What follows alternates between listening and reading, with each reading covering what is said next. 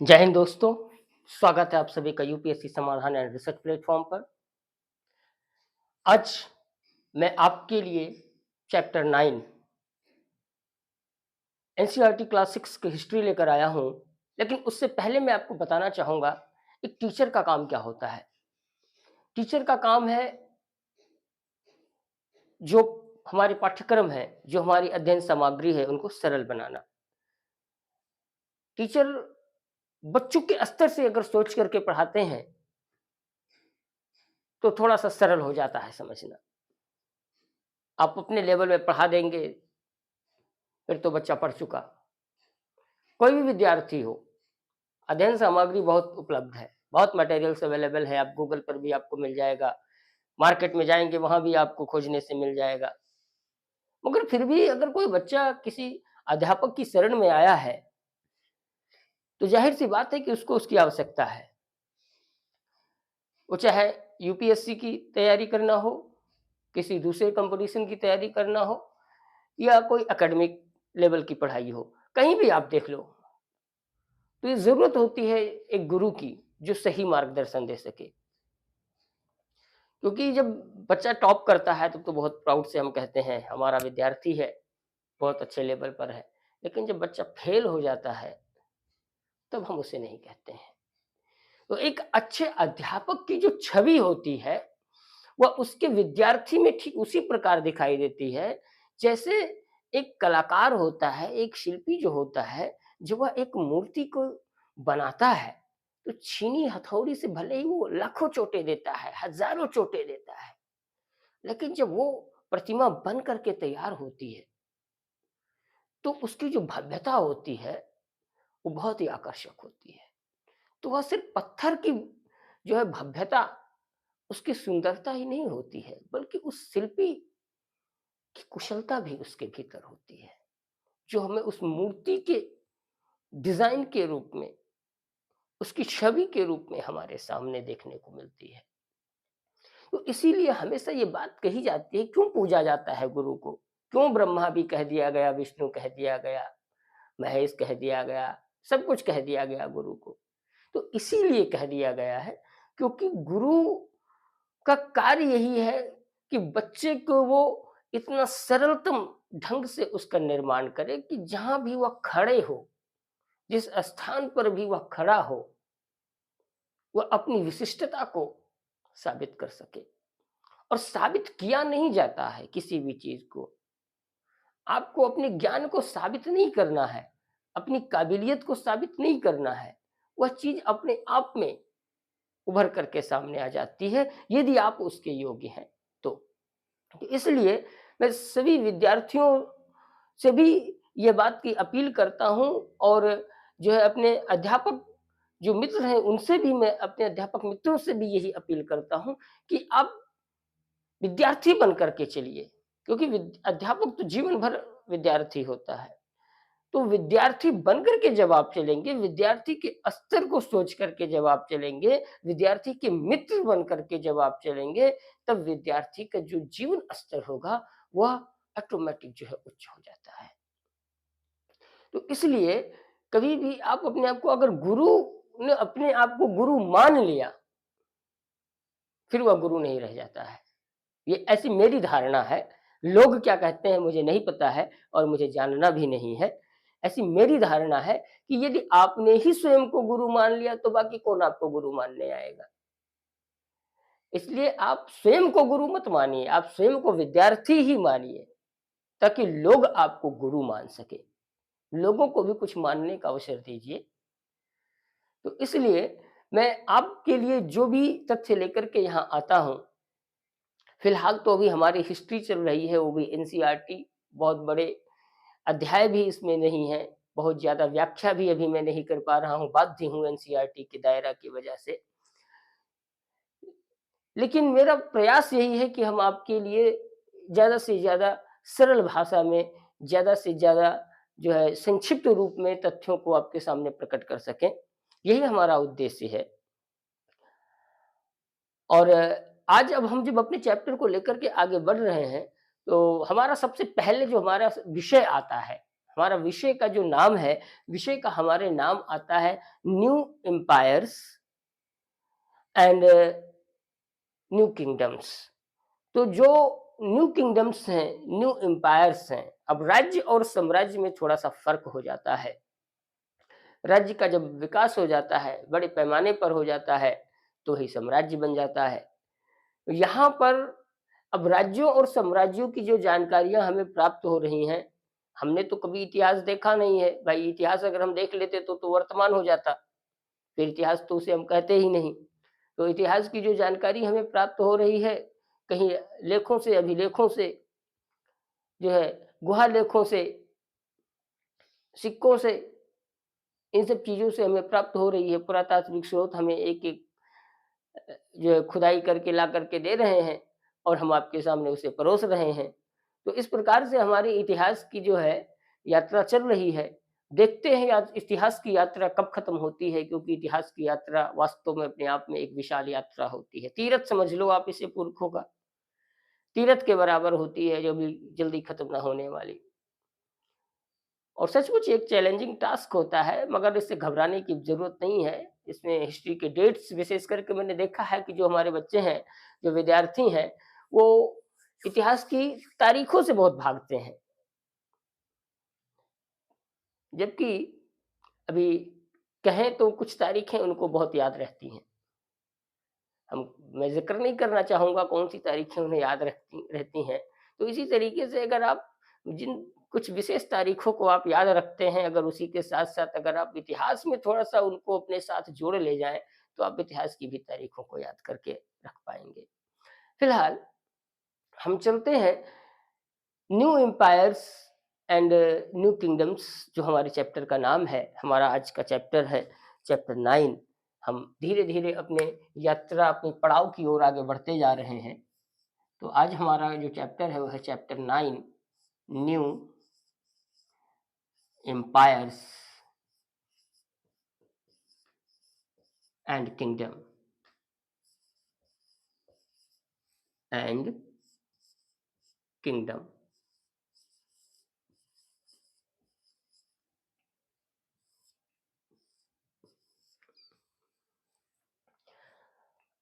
अब ये जो राज्य है, साम्राज्य है, इनका उल्लेख, इनकी जानकारी इनके विषय में हमें कहाँ से होती है, ये तो मैंने अभी आपको बताया ही। इतिहास जानने के कुछ गिने-चुने स्रोत हैं, जिनमें पुरातात्विक स्रोत आता है, साहित्यिक स्रोत आता है, सिक्के आते हैं। तो यहाँ पर हम देख रहे हैं प्रशस्ति एक शब्द आता है जब हम इस चैप्टर को प्रारंभ करते हैं। प्रशस्ति, प्रशस्ति क्या है? तो जब हम प्रशस्ति के बारे में बात करते हैं तो प्रशस्ति, और बहुत सारे अध्यापक हैं जो प्रशस्ति को सीधे-सीधे उनके नामों से आगे उन्हें पढ़ा दिए, प्रयाग प्रशस्ति, ये प्रशस्ति, वो प्रशस्ति। लेकिन प्रशस्ति का जो अर्थ है, बहुत सिंपल भाषा में आप जान लीजिए, प्रशस्ति का मतलब होता है प्रशंसा करना। हमने आपकी प्रशंसा कर दी, हो गई प्रशस्ति। लेकिन अब प्रशस्ति को 2 भाषाओं में कहा जा सकता है। लिखित रूप से भी प्रशस्ति होती है और मौखिक रूप से भी प्रशस्ति होती है। और इसके अलावा इसके 2 ढंग भी होते हैं। आप इसको काव्य शैली में अगर चाहें तो काव्य शैली में आप प्रशस्ति कर दें, कविता की भाषा में आप किसी का गुणगान कर दें। जैसे हम अगर उदाहरण लें तो महाराणा प्रताप का कहा गया है, रणबीच चौकड़ी भर-भर कर चेतक बन गया निराला था। या जो है झांसी की रानी का आप सुन लें, हर बोले बुंदेलों के मुँह हमने सुनी कहानी थी, खूब लड़ी मर्दानी वह तो झांसी वाली रानी थी। तो ये काव्य शैली है। तो काव्य शैली में भी हम किसी की प्रशंसा करते हैं और गद्य शैली में भी हम किसी की प्रशंसा करते हैं। तो जब हम किसी की प्रशंसा करते हैं तो वही प्रशस्ति कहा जाता है। प्रशस्ति एक संस्कृत शब्द है और इसका मतलब क्या हो गया? प्रशंसा करना। तो यहाँ पर जो प्रशस्ति की जब हम बात करते हैं तो एक बहुत ही अ, अपने आप में पॉपुलर प्रशस्ति का नाम आता है जिसको हम प्रयाग प्रशस्ति कहते हैं। प्रयाग प्रशस्ति का जो संबंध है, प्रयाग प्रशस्ति, प्रयाग प्रशस्ति का जो संबंध है वह समुद्रगुप्त के साथ है।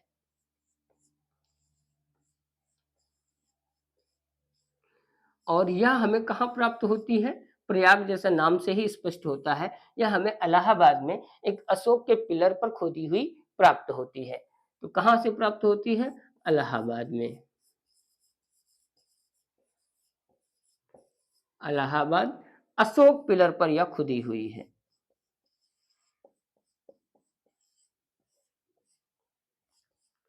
अशोक पिलर स्तंभ,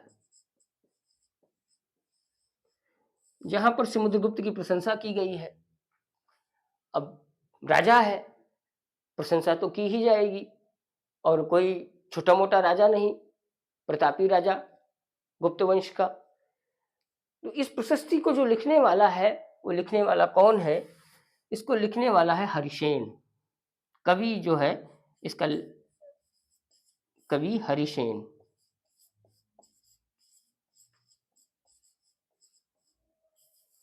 कवि हरिसेन ने प्रयाग प्रशस्ति की रचना की है, और प्रयाग प्रशस्ति में वह लिखता है कि जो उसका राजा है वो बहुत सारे युद्धों का विजेता है। लिखेगा भी, क्यों नहीं लिखेगा? नहीं लिखेगा तो रजवा मार देता उसको। उसका धन पे जी रहा है तो लिखना तो पड़ेगा ही। भाई, आप जिस ऑर्गेनाइजेशन में काम करते हैं, उस ऑर्गेनाइजेशन के विरुद्ध तो आप बोल नहीं सकते हैं। आप सोचे उसके विरुद्ध बोल करके और आप पैसा कमाएं, तो ये तो पॉसिबल नहीं है। बोलना तो पड़ेगा ही। दो बातें सही भी बोलनी पड़ेंगी, दो बातें झूठ भी बोलनी पड़ेंगी, लेकिन ज्यादातर तो आपको बोलना पड़ेगा। कुल मिलाकर आप विरोध में तो नहीं जा सकते हैं। तो प्रयाग प्रशस्ति हरिसेन लिखता है, और हरिसेन उसमें क्या लिखता है कि जो उसका राजा है वह कई युद्धों का विजेता है, और कई युद्धों में विजेता होने के साथ साथ वह अपनी जो विशेष 4 लाइनें जो उसमें लिखा है, वह 4 लाइनों में क्या लिखा है, बड़े लंबे-लंबे संस्कृत वाक्यों में लिखा है उसने जो है। तो उसमें लिखता है कि आर्यव्रत के 9 महान राजाओं को समुद्रगुप्त कुचल देता है, और वे सभी उसकी अधीनता को स्वीकार कर लेते हैं। तो 9 व्रत के आर्यव्रत के 9 राजा, आर्यव्रत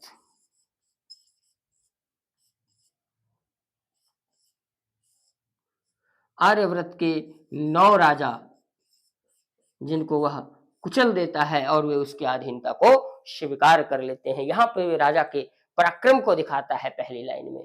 दूसरी लाइन में वह कहता है कि दक्षिण पंथ की हमने चर्चा की थी, पिछले अध्याय में हमने चर्चा किया था सातवाहन वंश। सातवाहन वंश जो था वह दक्षिण के चोल, चेर और पांडे जब शासन कर रहे थे, जिनके माध्यम से संघ की स्थापना हुई थी, उन तीनों राजाओं के ऊपर भी अपना आधिपत्य कर लेता है, सबको वहां से खत्म कर लेता है, और संपूर्ण दक्षिण क्षेत्र में सातवाहन वंश का राज होता है, जिसमें सबसे प्रतापी शासक आता है कौन? गौतमी पुत्र सातकर्णी।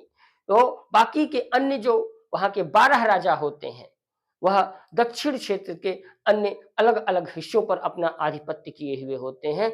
उन राजाओं को भी जो है समुद्रगुप्त परास्त कर देता है। तो हम इसको क्रमवार आपको लाइन के हिसाब से बता दे रहे हैं कि वह प्रयाग प्रशस्ति में क्या लिखता है।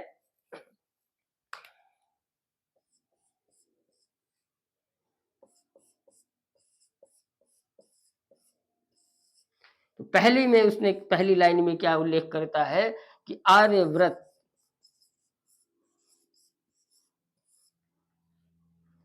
के 9 राजा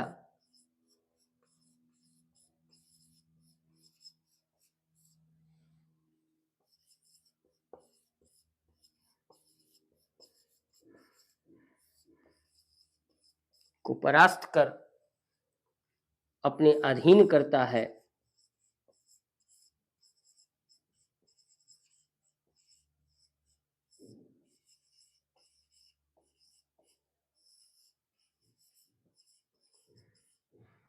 और दूसरी लाइन में वो कहता है दक्षिण पंथ के 12 राजा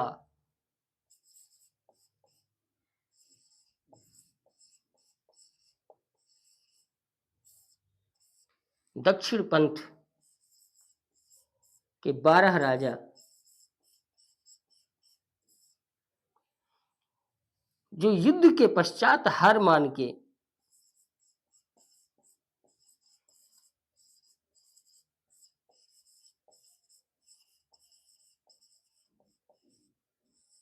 युद्ध के पश्चात हार मान के उसकी अधीनता स्वीकार करते हैं।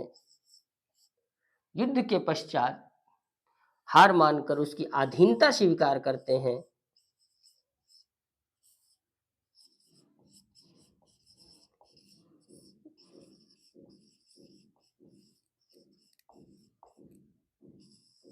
उसकी अधीनता स्वीकार करते हैं,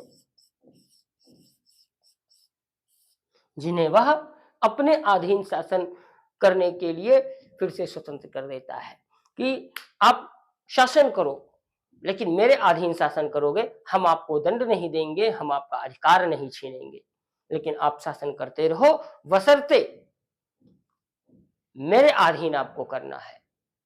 जो हमारे नियम कानून है उनको आपको फॉलो करना है, उसके तहत आपको अपने शासन को बरकरार रखना है। यहाँ पर राजा की उदारता को दिखाई गई है, समुद्रगुप्त की उदारता दिखाया है हरिसेन ने, कि पहले तो दिखाया है कि वह कितना पराक्रमी है, कि 9 महान बड़े राजाओं को वह ध्वस्त कर देता है, और दूसरे में वह परास्त करके उनको अपनी अधीनता स्वीकार करवा करके, यानी अपनी शक्ति अपनी पराक्रम को दिखा करके, और फिर उनको छोड़ देता है कि आप जाइए, राज्य कीजिए, बस हमारे नियम और कानून के अधीन आप रहेंगे। तो यह उनको छोड़ देता है। अब जब तीसरी लाइन आती है तो तीसरी लाइन में हरिसेन क्या लिखता है? तीसरी लाइन में हरिसेन लिखता है कि जो अन्य पड़ोसी राज्य हैं, पड़ोसी राज्य कौन कौन? जो अन्य पड़ोसी राज्य हैं,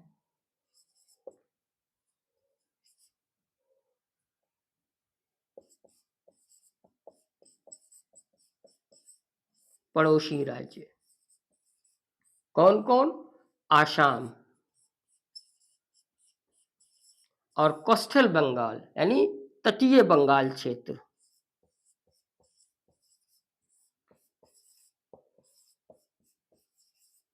तटीय बंगाल, और नेपाल,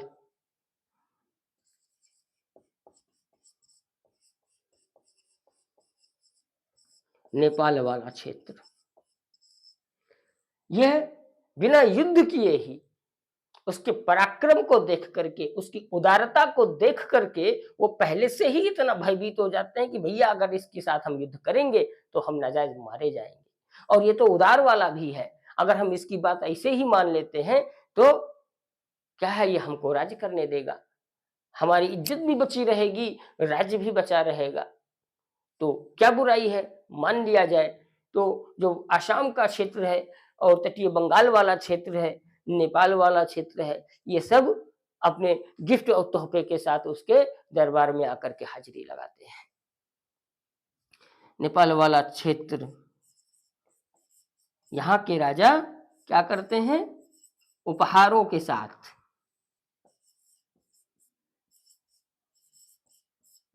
यहाँ के राजा उपहारों के साथ उसके सहायक बन जाते हैं। यहाँ के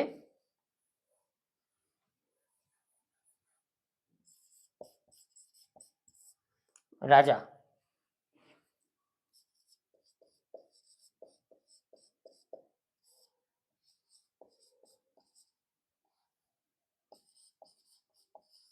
उपहारों के साथ उसके सहायक बन जाते हैं।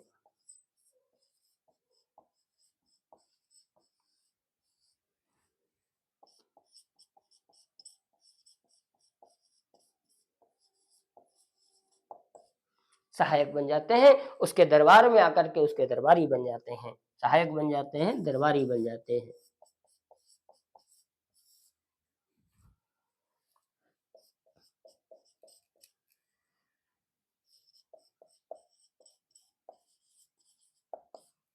दरबारी बन जाते हैं। यह वह अपने 3 लाइनों में व्याख्या करता है। चौथी लाइन तो उसकी और भी विशेष है। चौथी लाइन में वो क्या लिखता है? चौथी लाइन में वह लिखता है कि जो दूरस्थ क्षेत्र के राजा हैं, यानी जो कुषाण वंश के राजा हैं, शक वंश के जो दूरस्थ राजा हैं, वह उसकी अधीनता को स्वीकार कर लेते हैं, बिना युद्ध किए हुए वो भी आत्मसमर्पण कर देते हैं। और यहाँ तक कि जो श्रीलंका के राजा हैं, श्रीलंका के राजा भी उसकी अधीनता को स्वीकार करके और उसके अधीन हो जाते हैं। और उससे भी बढ़ करके क्या होता है कि श्रीलंका के राजा अपनी पुत्री के साथ विवाह करने का उसको निमंत्रण भी, न्योता भी दे देते हैं कि लो आओ और ले जाओ विवाह करके पुत्री को। तो कुछ इस प्रकार से जो है प्रशस्ति कह रही है। चौथी लाइन में अब हम देखते हैं,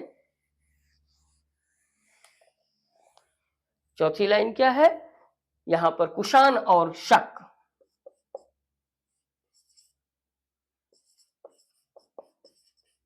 कुषाण और शक, ये लोग, इनके साथ साथ श्रीलंका के राजा,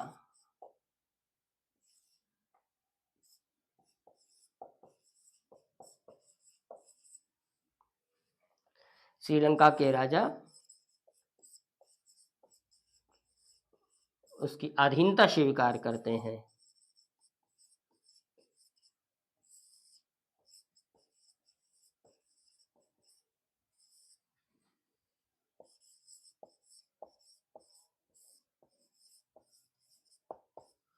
और श्रीलंका के राजा अपनी पुत्री के साथ विवाह करने का निमंत्रण भी देता है।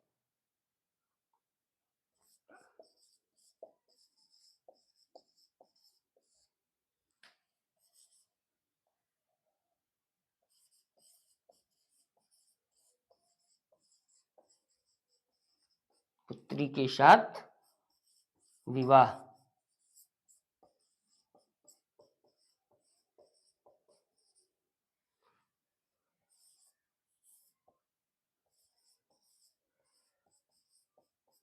निमंत्रण भी देता है। तो इस प्रकार से प्रयाग प्रशस्ति में हरिसेन ने समुद्रगुप्त की प्रशंसा की है। समझ गए आपकी प्रशस्ति क्या होती है? प्रशंसा करना। आपके बारे में खूब बड़ी बड़ी बातें कह दी जाए कि आपने इतना तीर मारा, वो गिराया, ये हो गई आपकी प्रशंसा। तो यही कितना तीर मारा और कितना लोगों को गिराया समुद्रगुप्त ने, यही चर्चा करता है हरिसेन अपने इस प्रयाग प्रशस्ति में। ये आपने देख लिया 4 लाइनों में वो क्या व्याख्या कर रहा है। इसके साथ इनकी भाषा क्या है ये आप जान लीजिए। इनकी जो भाषा है वह है संस्कृत। संस्कृत भाषा में जो है, आप इसको भी नोट कर लें, ये भाषा है संस्कृत। संस्कृत, संस्कृत भाषा में हरिसेन लिखता है। तो इस प्रकार से प्रयाग प्रशस्ति यहाँ पर आपने देखा। अब हम प्रयाग प्रशस्ति के बाद थोड़ा सा और अधिक आगे बढ़ते हैं तो क्या हमें देखने को मिलता है, जीनियोलॉजी। जीनियोलॉजी क्या होती है? जीनियोलॉजी होती है वंशावली। अब ये इनका इतने से पेट नहीं भरा, इतने से संतुष्ट नहीं होते हैं। ये अपना पूरा बाबा, दादा, नाना, काका, सबका पूरे पुरखों का नाम जो है उल्लेख करना शुरू कर देते हैं। तो इनकी जो प्रशस्ति है, प्रशस्ति एक प्रकार का विशेष रूप से जो कार्य करती है वो इनके वंशावली का भी कार्य करती है। यानी उस प्रशस्ति में समुद्रगुप्त के पिता, पिता के पिता, उनके पिता, बाबा, दादा, यानी ग्रेट ग्रैंडफादर, ग्रैंडफादर, फादर और उसकी माँ कुमार देवी का उल्लेख प्राप्त होता है। अब आप इसमें आगे देखिए, ये तो उसके युद्धों का वर्णन हो गया कि किस प्रकार से समुद्रगुप्त ने कितने तीर मारे, कितने लोगों को गिराया। अब इसमें जो अगला जो उसने जिक्र करता है, इसमें वंशावली आती है। तो वंशावली में क्या होता है, इसमें आती है वंशावली, जिसको हम कहते हैं जीनियोलॉजी।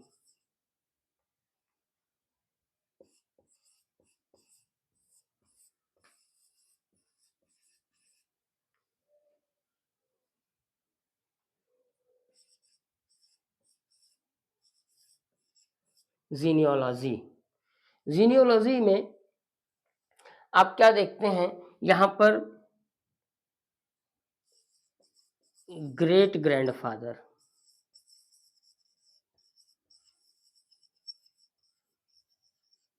Grandfather,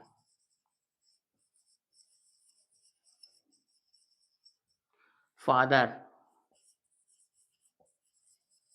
mother. मदर कौन थी समुद्रगुप्त की? कुमार देवी, मदर।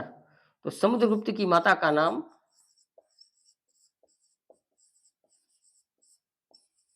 कुमार देवी था। माता का नाम कुमार देवी। जो जो लिच्छवी संघ से, लिच्छवी,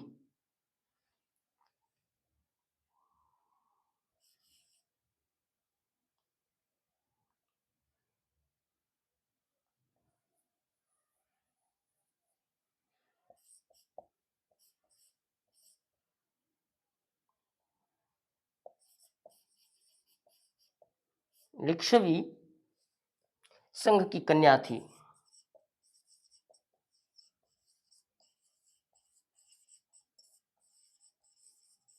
लिच्छवी संघ की कन्या थी। तो कुमार देवी समुद्रगुप्त की माता का नाम, उनका संबंध कौन से कुल से था? लिच्छवी। लिच्छवी कुल की कन्या थी कुमार देवी। अब आगे एक और सबसे बड़ी बात आती है कि ये लोग इतने खुराफाती थे, इतने खुराफाती थे ससुरे, कि ये क्या करते थे, राजा नाम से इनको पेट नहीं भरता था, पर्याप्त नहीं होता था। महाराजा पेट से भी इनको पेट नहीं भरता था।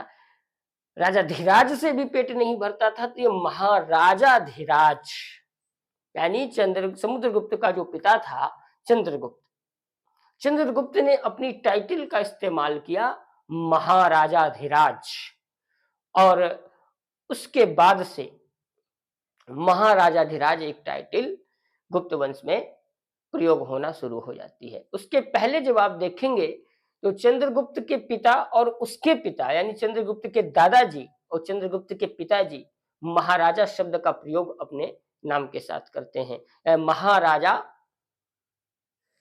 तो जब आप यहां पर अब देखेंगे तो क्या है, महाराजाधिराज चंद्रगुप्त, महाराजाधिराज समुद्रगुप्त, ऐसे नामों का प्रयोग होना प्रारंभ हो जाता है। तो महाराजाधिराज, ये आपके सामने एक प्रश्न है कि गुप्त वंश का प्रथम शासक कौन था जिसने अपने नाम के साथ महाराजाधिराज टाइटल का सर्वप्रथम प्रयोग किया? तो आप यह नोट कर लें, यह नाम आता है समुद्रगुप्त का पिता चंद्रगुप्त। इसे आप नोट कर लीजिए, मैं एक बार फिर से लिख दे रहा हूं बोर्ड पर। महाराजाधिराज,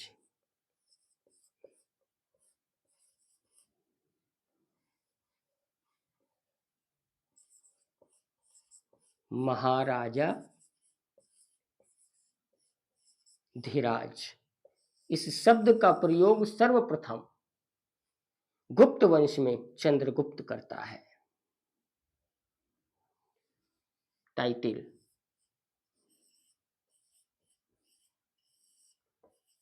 का प्रथम प्रयोग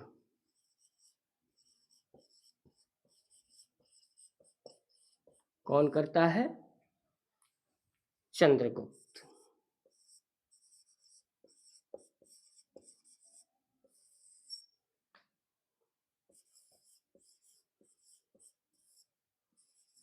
और फिर यहीं से इस टाइटल का प्रयोग प्रारंभ हो जाता है। उसके बाद जितने भी राजा हुए, चंद्रगुप्त के बाद समुद्रगुप्त आया, उसने भी महाराजा धीराज लगाया। उसके बाद जो उसका पुत्र आया, फिर उसका पुत्र आया। तो इस प्रकार से गुप्त वंश ने महाराजा धीराज टाइटल को अपने नाम के आगे लिखना प्रारंभ कर दिया। इसका भी उल्लेख हमें प्रशस्ति में ही मिलता है, महाराजा धीराज की। तो इस प्रकार से ये लोग अपने बड़े बड़े नामों का, और ये जो टाइटल आप देख रहे हैं, ये टाइटल ये स्वयं नहीं लगाते थे। अगर आपको लगता है कि इन्होंने स्वयं किया, नहीं, इनके जो कवि होते थे, जो इनका महिमा मंडन करने वाले, कहते हैं ना हर जगह चटुकारी लोग रहते हैं।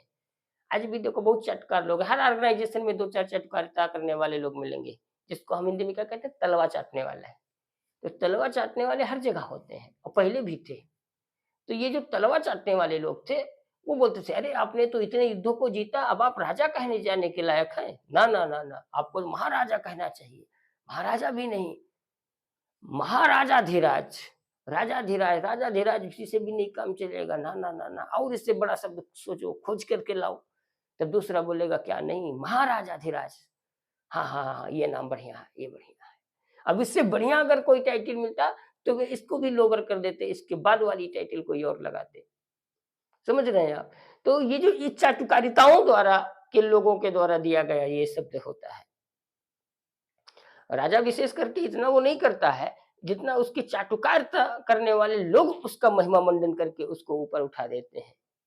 तो इस प्रकार से ये जो महाराजाधिराज शब्द का जो प्रयोग राजा ने अपने नाम के साथ करना शुरू किया, ये उसके द्वारा दिया गया नहीं, बल्कि उसकी चाटुकार करने वाले जो चाटुकार लोग थे, ये उनके द्वारा दिया गया शब्द था। तो इस प्रकार महाराजाधिराज शब्द भी हमें देखने को पर्याय प्रशस्ति में मिलता है। अब जब हम इसके भी और अधिक आगे जाते हैं, जब देखते हैं हिस्ट्री में, अभी तो हिस्ट्री खंगाल ही रहे हैं हम, अभी तो तलहटी में ही हैं, अभी और अधिक गहराई में जाएँगे, तो और अधिक विशेष चीज़ें हमारे सामने निकल कर के आएँगी।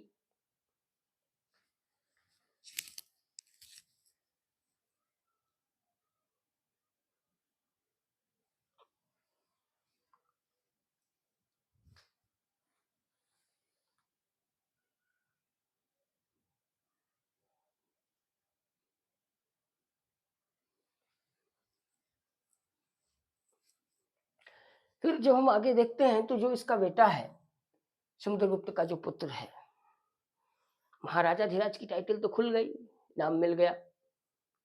अब जो भी राजा हुए, सबने इसका प्रयोग करना प्रारंभ किया। अब जब समुद्रगुप्त का जो संतान आती है, जो उसका पुत्र होता है, चंद्रगुप्त द्वितीय,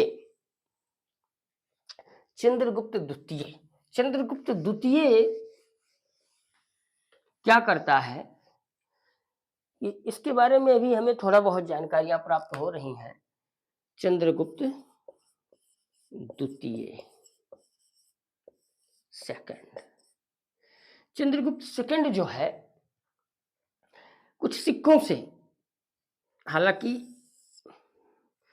गुप्त वंश की पूरी जो जानकारी हमें प्राप्त होती है, वो इनकी जानकारी के 2-3 स्रोत हैं। एक तो भी आपने हर्षेन की पर्याय प्रशस्ति देखा, ये भी एक इंस्क्रिप्शन था पत्थर पर, आपने देखा कि मैंने आपको बताया है, अशोका पिलर के ऊपर खुदा हुआ है, ये 4 पंक्तियाँ जो संस्कृत में उल्लिखित हैं।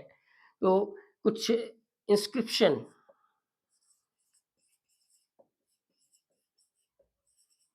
Inscriptions and coins,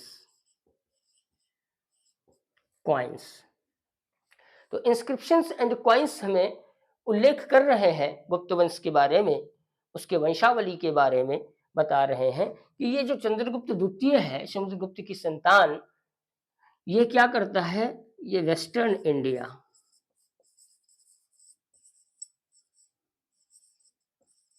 western India की तरफ ये एक अभियान में जाता है, जहाँ ये सफल होता है। इतनी तक की जानकारी हमें फिलहाल के लिए प्राप्त हो रही है सिक्कों और इंस्क्रिप्शन से। अब एक तरफ आपने अभी जो देखा, वो यह देखा कि जो भी जानकारियाँ हमें प्राप्त हो रही हैं, वो इंस्क्रिप्शंस, लेखों, अभिलेखों और सिक्कों के माध्यम से मिल रही हैं। दूसरा एक अलग इसका पहलू आता है इतिहास का, जब हम देखते हैं कि आज के 1400 वर्ष पूर्व हर्षवर्धन शासन कर रहा था। हर्षवर्धन के शासन के समय एक और कवि, जिसके नाम का उल्लेख होता है इतिहास में, काफ़ी पॉपुलर नाम है उसका, हरि बाणभट्ट का। बाणभट्ट भी बिल्कुल हरिसेन की तरीके से, यहाँ तक कि उससे भी कहीं ज़्यादा उसके नामों का ज़िक्र होता है।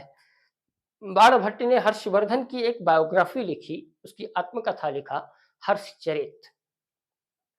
हर्षचरित में वह उल्लेख करता है, हम वहीं से प्रारंभ कर रहे हैं ताकि आपको भी कन्फ्यूज़न ना हो। अब हम, खत्म होता है गुप्त वंश की वंशावली अभी संक्षिप्त रूप में यहाँ पर। अब हम देखते हैं हर्षवर्धन को।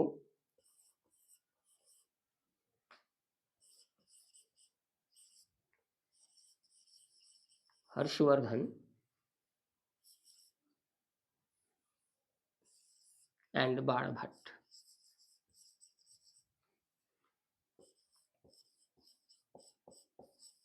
बाणभट्ट। तो हर्षवर्धन और बाणभट्ट की जब हम चर्चा करते हैं, तो हर्षवर्धन एक अच्छा राजा माना जाता है। इसके समय में जो प्रजा थी, काफ़ी खुशहाल थी, राज्य विकसित था, व्यापार उन्नत था और लोग चैन और सुकून, अमन का जीवन जी रहे थे। तो जो बाणभट्ट है, इसका जो दरबारी कवि है बाणभट्ट, वह इसके बारे में हर्षवर्धन के ऊपर एक पुस्तक लिखता है। ये आत्मकथा है, जीवन परिचय है अपना।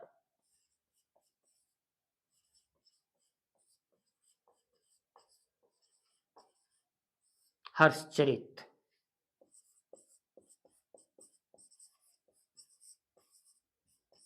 हर्षचरित। हर्षचरित में उल्लेख करता है बाणभट्ट,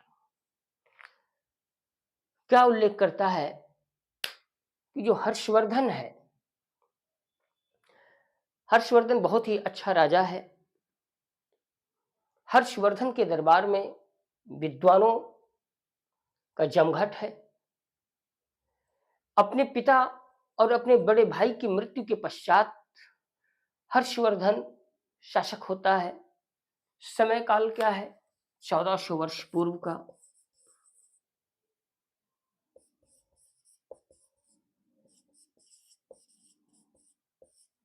1400 वर्ष पूर्व का। हालांकि एक गलती की है एनसीईआरटी ने। मैंने पूरे एनसीईआरटी में जो खंगाला, जो विशेष रूप से देखा, पता नहीं कितने अध्यापकों ने उसको मेंशन किया, कितने ने नहीं किया। एडी और बीसी का उल्लेख नहीं किया है, वो होना चाहिए था। और मैंने भी उसी तर्ज पर यहाँ पर आपको पढ़ाया है, जो भी क्लासेस हैं, मैंने अपने क्लासेस में मेंशन किया है। आज के 3000 वर्ष पूर्व, 4000 वर्ष पूर्व, 5000 वर्ष पूर्व, हालांकि ऐसे नहीं होना चाहिए था। क्यों नहीं होना चाहिए? क्योंकि जब इतिहास के कालक्रम को बांटा गया कि प्राचीन इतिहास, मध्य इतिहास और आधुनिक इतिहास, तो जो हमारा प्राचीन इतिहास प्रारंभ होता है, वहां पर जो हमारे जो डेट चलते हैं, वह चलते हैं ईसा पूर्व। ईसा मसीह के जो जन्म होता है, उसको हम शून्य काल मानते हैं। इस समय जो हमारा चल रहा है, वो उन्हीं के आधार पर चल रहा है, ईस्वी। तो उनके जन्म के पूर्व, कितने वर्ष पूर्व कौन सी घटना घटी, जो अन्य इतिहास, जब हम इतिहास लेकर आएंगे, जो अन्य विद्वानों की पुस्तकें हैं, जहां पर इस बात का साफ साफ मेंशन किया गया है